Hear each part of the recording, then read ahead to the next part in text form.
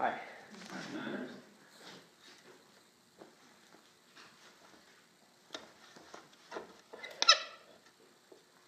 So, thank you, Jeff.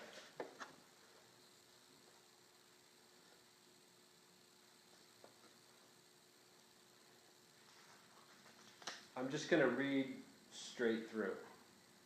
I'm not going to stop and explain stuff, tell you where it came from, why I wrote it, or anything like that.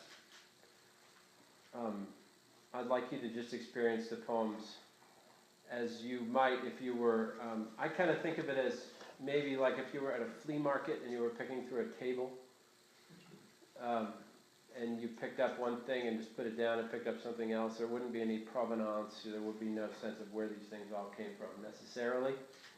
So just look at each thing, and if one thing is not interesting to you, tune out. And then tune back in when the next title comes up. Like I have to tell you how to listen to it. I'm sorry. You can actually leave. Which, okay. Worms. Cyclists, as a rule, think bikers are cheating because they have engines. Pedestrians, in turn, think cyclists are cheating. They use wheels. People in wheelchairs think pedestrians have a leg up for obvious reasons. But pedestrians think the same thing about people in wheelchairs. They use wheels. What makes people in wheelchairs unique is that they also think cyclists and bikers are cheating. Their disdain is uniform. The wheelchairists' hypocrisy lies, however, in their use of automobiles. Everyone uses automobiles except worms. Worms think they're better than everyone. Worms think they're more authentic than everyone. This is why people say worms are self-righteous. To worms' credit, however, they aren't hypocritical, except the ones that glide down the sidewalk on hundreds of tiny legs, blithely ignoring their wilted, sun-blackened comrades. Those worms are called millipedes. Those worms are really bad apples.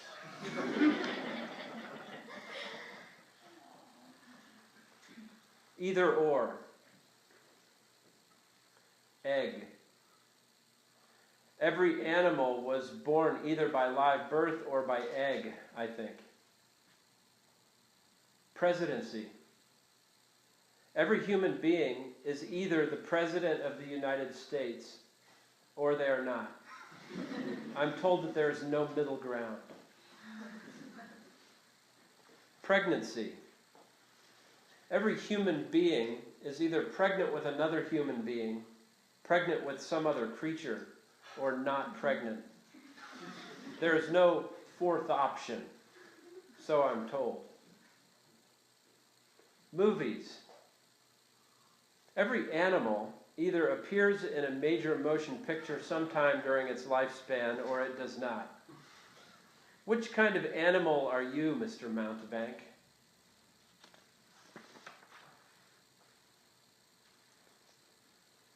You can't pick your friend's nose. You can pick your friends, we used to say, and you can pick your nose, but you can't pick your friend's nose. We said it often and understood what it meant. Man lives within constraints, be they moral or natural. Our little lives were limited by rules or laws, boundaries we knew were there and dared not cross. Nowadays, my son tells me, you can pick your friend's nose, you just can't eat the booger. So there are still constraints, but things have changed, and I'd say for the worse.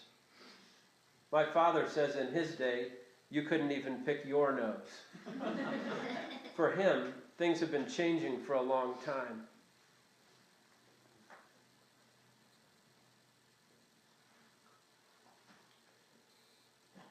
The apple doesn't fall far from the tree. The apple doesn't fall far from the tree is poor grammar. the apple actually falls not far from the tree, or close to the tree. For if the apple doesn't fall, no matter where it doesn't fall, it never lands. The apple, one might say, never falls or lands anywhere, not even far from the tree. I, for example, have I fallen? My father was not a grammarian.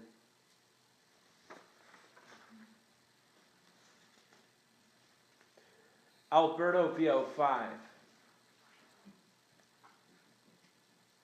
The thing I like best about Alberto VO5 Extra Body Shampoo is not that it contains nutrients, nor even that it contains shine-enhancing nutrients, but the graceful way it contains them, which is the same way you carry bitter regret, my love, invisibly, allowing it to work its way naturally through my hair.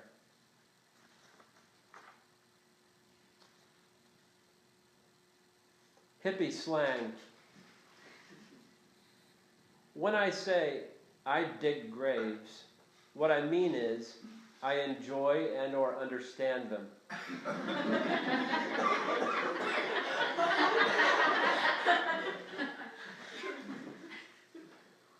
My best wand.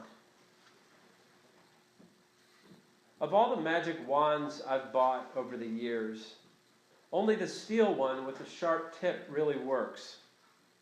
You point it into someone and say abracadabra, and the person magically becomes wounded.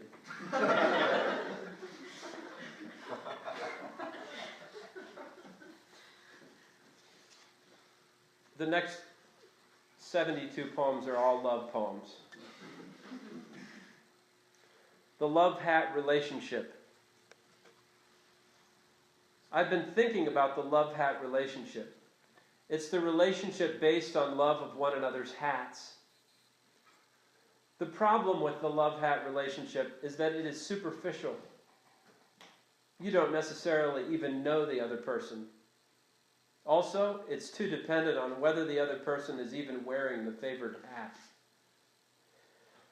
We all enjoy hats, but they're not something to build an entire relationship on. My advice to young people is to like hats but not love them.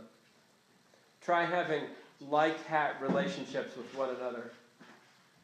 See if you can find something interesting about the personality of the person whose hat you like.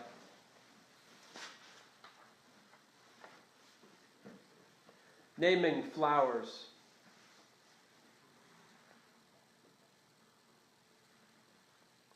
Naming flowers might be a poet's trick, but the rose bushes across the street, green now in the shade of a green ash and surrounded by overgrown crossvine, the rose bushes hanging partly out over the gravelly roadside, flowerless, don't remind me of us or you or how you once empowered me with your anger, nor do they remind me of myself now, depleted in your absence, because aside from the occasional full breeze that ruffles them, and though their leaves are spider-webbed, beetle-eaten, they seem at peace with who they are. No, we were more like flame azaleas growing wild in the highway ditch, like gentian or bloodroot, foam flower. We were Solomon's seal, blazing star mown down by jumpsuited inmates, stalks and bright petals scattered among rain-mucky fescue, fallen among clumps of sweetgrass that grow in marshier places. And that is not to say our love was ephemeral, but that it was maybe too bright and mistaken for weeds, viable only among hippies and children who pick and assemble them into bouquets, place them on domestic coffee tables as if they had value, other than the value that is immediately apparent, maybe some brightness for a day. A poet's trick.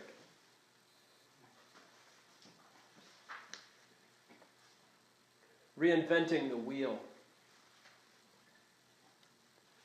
I tried to reinvent the wheel, and it was fun, because I did. It came out better than before, rounder, quicker, and with less friction. The mistake I made was trying to reinvent you. You came out taller and less confident, with a shopkeeper's eye and shiny skin. You got me back by reinventing me, turning me into what I had wanted to be, a pensive, slightly overweight woman with a knack for arcane geography. Will we be happy as our new selves? I ask myself as we lean back with brandies on a moonlit night. I think we will, I think to myself, though I'm thinking it as you, and you're looking down on me as I would, as if at any minute I might steal something, but still not knowing what's in my mind. A peninsula where it rains but never snows.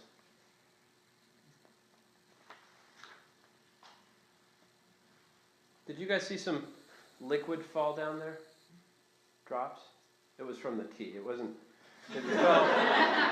It fell straight down there. It just came from this teacup. So.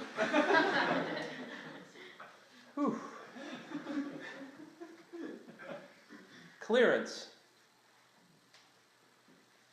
We would read Dickens to one another and weep. We would huck mussel shells from the dock, ones we'd just plucked. We'd flop from jacuzzi to jacuzzi, our eyeballs hanging from their sockets like richly textured sock puppets soaked to the stuffing and just a tad soused. Even like got us down, though. Like, with its coterie of like-minded connectors, like the way we held hands, like volcanoes just run out of jokes to tell. Just got us down, actually discouraged us deeply. We narrowed our gazes and wept. Each knew that he was out of his depth. Even driving space copters across a white-banked sky, we attracted coppers like pixies or cupids. Like the time we traveled the wrong way down a one-way in Salisbury, and Max just shrieked. Nate grinned deviously. Jerome wasn't with us, nor was Molly. Ted wasn't there. We didn't know a Leon, actually. But we knew a guy just like him. And after I'd puttered around me shop arrogantly for about 15 minutes, the rest of us were nowhere to be found.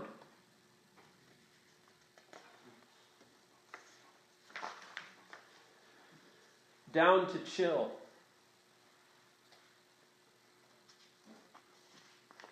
I said I wasn't going to explain anything. This is two voices. I do need to say. Thank you so much for attending. Down to chill. Hey, are you going to be anywhere at any point? Lol, not really. Not really as in never or just right now. Not really right now, and I'm busy this week. Oh, okay, I am too. How about next week? Won't be around next week. Oh, okay, are you down to chill at some point, though? Lol, sure, you need to back off a little. Just wondering, lol. Oh, it's okay. Are you going to be somewhere sometime, though? Not really, I'm going to Spain. I thought you went to school here. It is a school thing. I'm going to be in Spain. Oh, okay, maybe when you get back if you're going to be around. I'm going to be around when I get back, for sure. Are you down to chill when you get back? That is so weird. Who works 6 months out like that? I don't know. I was just wondering. What do you want from me? Nothing really. I just wanted to see if you were down to hang at some point. You have an interesting way of defining words, lol. What do you mean by that? You like to stretch them out and make them weird. Didn't mean to. It feels like you want something from me. You mean because I'm wondering if you want to hang? Just the way you're saying it. How so?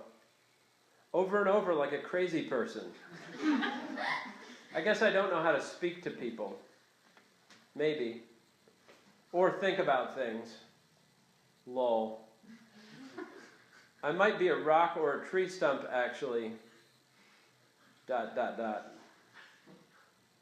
I'm going to drink moonlight for a while now, TTYL. OMG, you cannot be serious. I am. What about chilling? I no longer want to. May I drink moonlight with you? No. Why not? I need to be alone.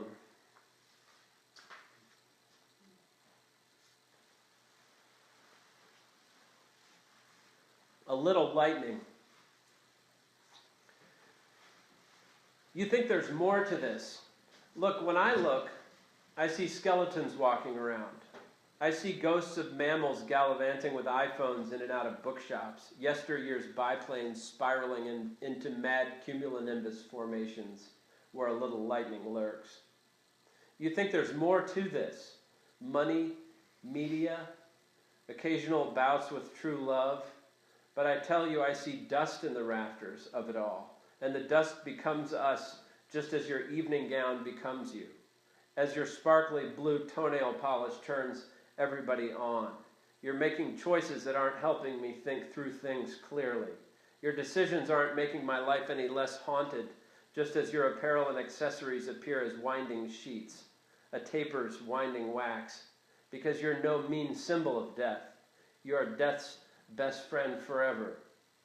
How else might one explain your fingers, long and jointed, gesturing in the dark? How else might one explain your eyes, amber and lit like night lights, as if by 5-watt bulbs, my Halloween beauty, trick of perception and treat to the senses, for we're just beginning to see. The scales are falling from our eyes, and now men are as trees walking around us.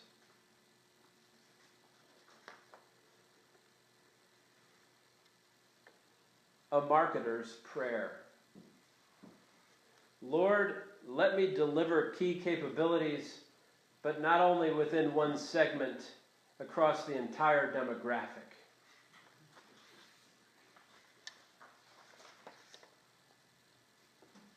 Scope creep. If this, then this. But if not that, then what about this? What's the best plan for me? The answer is built into the vertical task flow, but buried in boilerplate, lost in browser Chrome. I don't want to spiral into what-if scenarios pivoting between focus and flare, not even with you and your migraines and your unsustainable after-work persona that has left us both under-resourced and truncated. Delightful nightfall is what it is, but also it isn't what it isn't. For every verso, there's a reverso, a mimic positioned just so. The skill with which it threads backwards along the story arc is mesmerizing, precise. You hate it. I do too. And not because all I can handle is blue sky thinking, but because I won't boil the ocean again, not even with you, my information architect. This is part of a larger.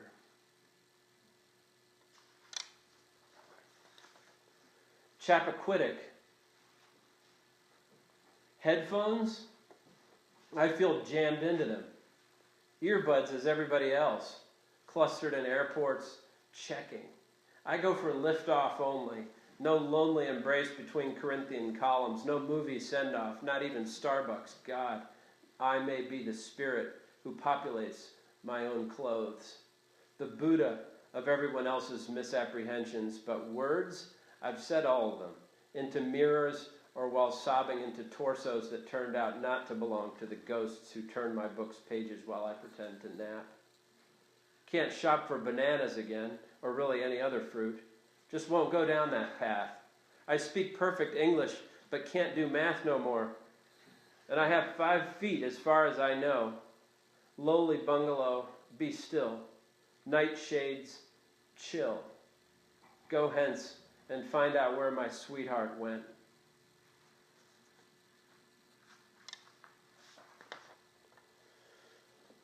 The tree line.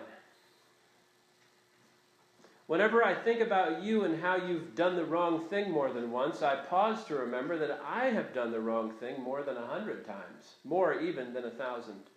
And then, like a meadowlark through a break in the tree line arising, I disappear, flit behind some tall pines, and end up at the Outback Steakhouse dumpsters. With you in mind, a ribeye bone, some rat-chewed ribs, the occasional half-eaten bloomin' onion drenched in bloom sauce become all the more delectable, which is amazing because those things taste so good to meadowlarks. The central image we're working with here.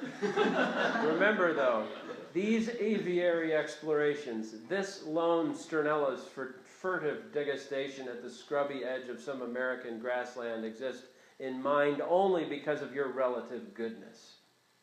You do the wrong thing one too many times and poof, there goes the analogy, like a Kleenex sneezed into by a fat man, or a Girl Scout surprised by a hurricane.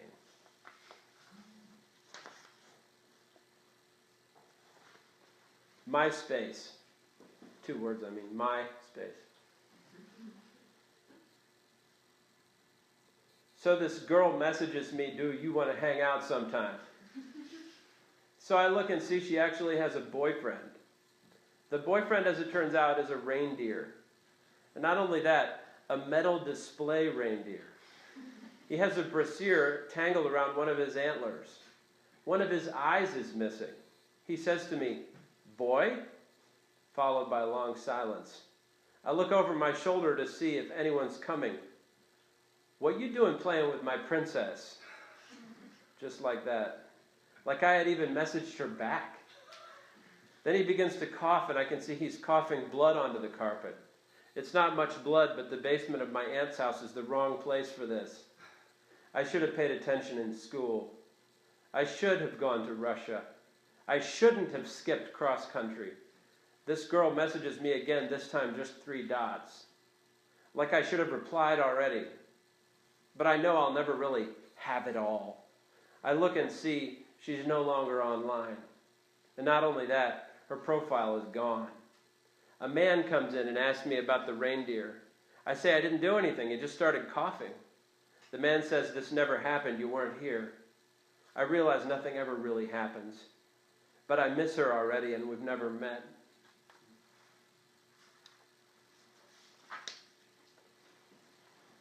Not feeling so hot. Guys, I'm heading home now. I'm not feeling so hot. It isn't the weather this time, it's my heart. My heart feels like an abandoned fire station outside of Boise. My heart feels like a well-dressed child. It feels like a penny. Because you traipsed all over it, my heart feels like a pig farmer's entryway carpet.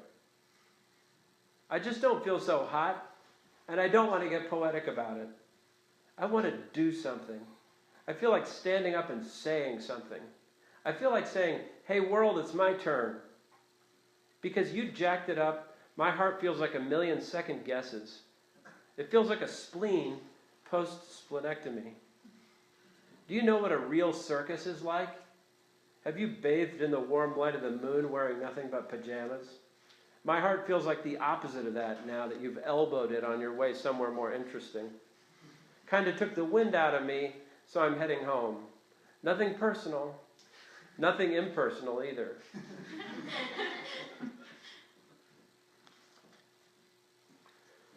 Ice cream. I scream, you scream, we all scream when we get stabbed in the heart.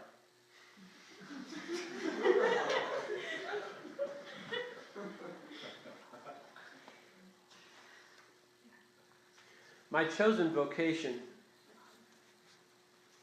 When you emailed me with news of my failure in my chosen vocation, it left me confused, but also rather sexy looking.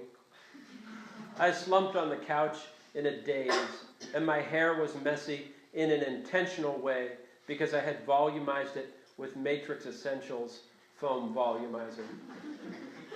My beard was also volumized with a vitamin-enriched formula that nourishes dormant roots with essential nutrients, so that I looked like Walt Whitman after he'd walked along the beach under the paling stars of morning.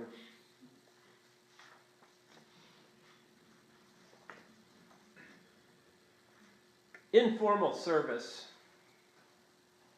Not another lilting topiary of my darling, reported an historian as she tugged at her protege's necktie, but a flight of Central California rosés, herbed in the finest blossom bottles, the green-hued variety Mamie used to jog home from Woolworth's with.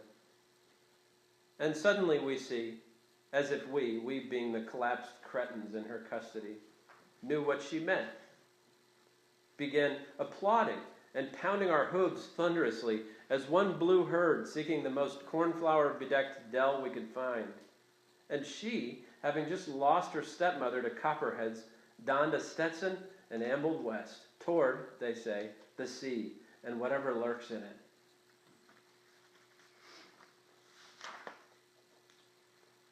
Message to Major. Major, you unabashed pamphleteer. Join me, won't you, for jello shots in the cow pasture ASAP? Something in your eyes says sign with the Braves. Correct me if I'm wrong, or you'd rather meet at P.F. Chang's. Things change, my yeoman pal. Just because Adriana doesn't give two figs re the records you've set, or those you've had sent, doesn't mean you get to teetotal all heck out of this bachelor frenzy dawn of the living dead type horror show farm party we've got going on right here, Major. You part-time cosmopolitan dandy, my tenant farmer and demure lover the former. Go now. Procure a fresh tray. I can almost smell what you're going to say.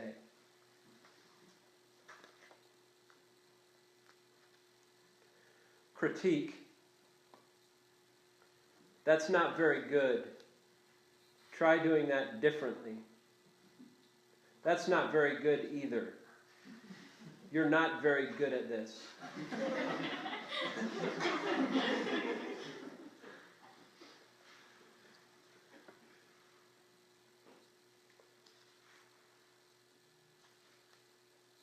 The Philosopher in the Canyon.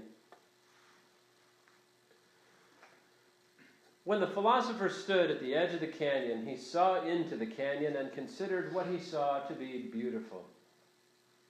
This is what is meant by vast, he said, and this is what is meant by soul-stirring. However, as he gazed, his mind returned again and again to the Walmart near his home in Poughkeepsie.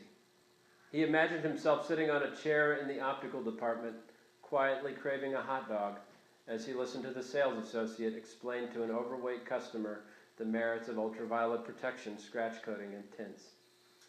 Ultraviolet protection, scratch coating, and tints are nice for your glasses. Do you want to try some? Asked the sales associate. Not at this time, said the customer, and added, please try your call again later. Suddenly the philosopher was again at the edge of the canyon, fully present and entirely himself. He watched a desert hare scamper under a clump of sagebrush and knew that what he saw was really happening.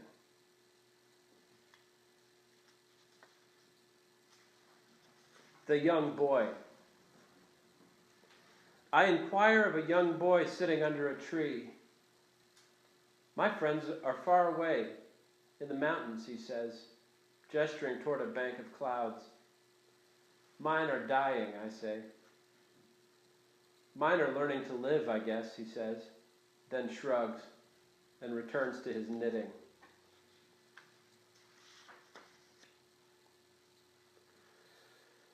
Tuberculosis Day. The acronym we're going to use for Tuberculosis Day is TBD.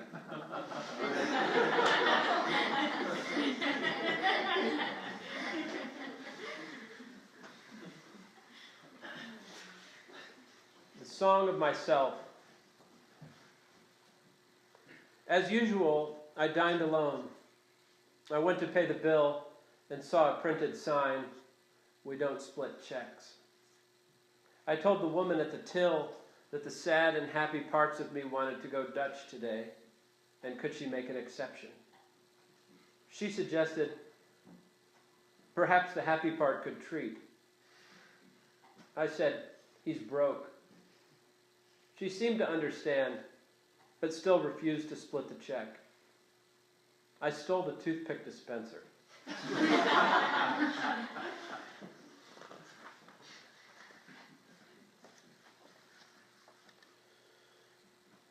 Nice feet.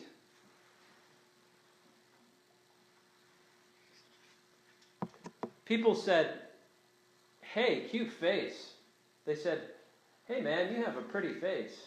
And That's a really beautiful face you have on the front of your head. I bet you hear that all the time, though. Fact is, I did. I also heard, hey, guy, that's a great big hairy red beard you have on the lower part of the front of your head. And your nose like a bird poised on top of a bush. And your two gray eyes, I don't even know what to say, shouted from the window of a passing cab from time to time when I was young. At the clubs I heard, what a face. Could I lick the whole thing like a plate? Would it be okay if I hugged your head? Now that I'm older, it happens less, and the tone is often moribund. Friend, you have a good face there. Would you like to be my friend? They inspect the shape of my head in silence now, and keep to themselves how they feel. They say, nice feet, but I can tell that they're just being nice.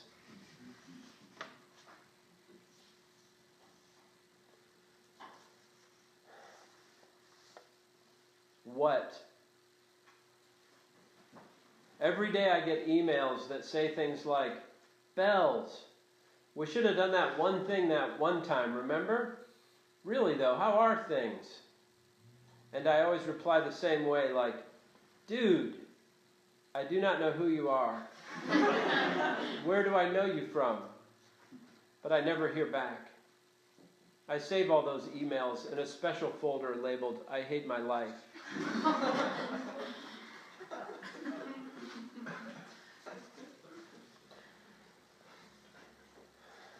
What it's been like knowing you. Knowing you has been like living in a poorly constructed hut near a smooth-flowing river. It has not been like eating one small ice cream sundae topped with unwanted peanuts. It has been more like regarding a lovely gorge as two hangmen hike its rim. It hasn't been at all like speeding through a cloud of butterflies in a stockbroker's Porsche. Nor has it been like walking to lessons and carols with the Down syndrome cousins. It's been a lot like slowly forgetting how to joust whilst reclining on a Barcelonan veranda, or putting the eye drops in and being so moved by their coldness as to burst into horrible tears. God placed us here to love and figure love out, not to weep fire the way a construction worker does.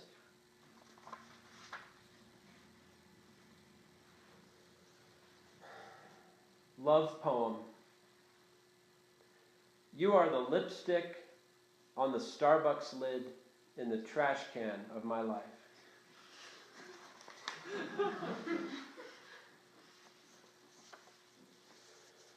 Team.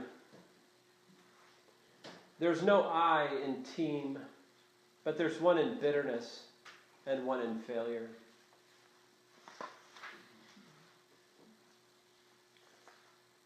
And then the last poem I'll read is called The Man Who Was Unnecessarily Authoritarian with His Coffee. He said, "You will hold still while I drink you." And he said, "The matter is not up for discussion." He said, "After all, I own you. You are my coffee." Sinisterly, he added, "This is not a democracy." People sitting near him began to stare, became silent, and they stared through their glasses, their heads ensconced in turned-up collars, their bodies swathed in bushy coats, with platinum accessories, the only sound in the small coffee shop, other than the authoritarian man's voice, was a mild jangling of jewelry and car keys, for some were getting up quietly to exit. Quietly so as not to interrupt the performance. As quietly as they could, considering they were so heavily accessorized as to be mistaken possibly for metallurgists or German shopkeepers. And so continued the authoritarian man, barking, "Ah, you are so hot right now, ha! And I shall indeed drink you down to the bottom of the cuppy cup. For when I finish, the barista will fill you back up." A small child in the corner raised its hand, a child with a moon-shaped face and crazy hair, and waited to be called on, but no one called on it. That's